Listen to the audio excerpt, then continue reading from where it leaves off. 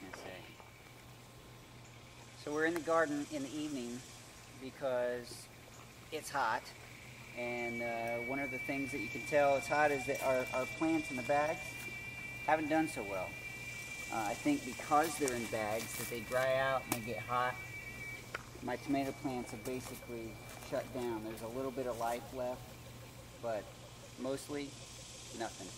So I'm gonna get rid of the tomato plants for the most part, but I'm going to transplant the peppers over into the raised bed to give them a little bit more time because they're still holding on okay.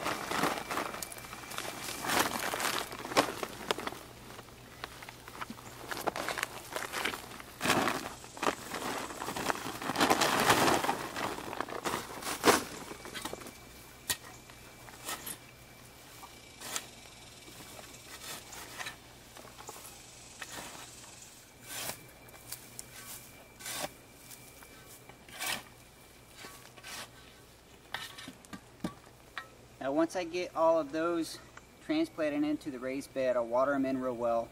And this bed has lots of mulch and compost that I think is going to give these peppers a good chance to last through the rest of the summer season and maybe produce even into the fall. Let me illustrate the difference between the tomatoes that were planted in the raised bed and that were planted in the bags. This plant is one tomato plant, and it's just got thousands of flowers and lots of red tomatoes every day. This is a day's harvest. I get this about this many every day. Now, over here on the in the bags is several of those plants are the exact same variety as this plant here, same type of tomato, but they're not surviving well because in the bags, I believe, they're just, it's too hot and it drains too fast. It gets too hot and too dry. So once I take the tomatoes out, I'll move those. I'll put the good dirt that's in there in the raised bed, and I'll take all the pepper plants and I'll plant those in the raised bed, and I'll remove this structure and I'll start cleaning up the garden in preparation for this fall. I'm going to build more raised beds and actually plumb the irrigation so I can have an easier garden to plant and water, and then I'm eventually build a screen room around the whole thing to keep the birds out so I can keep most of my tomatoes.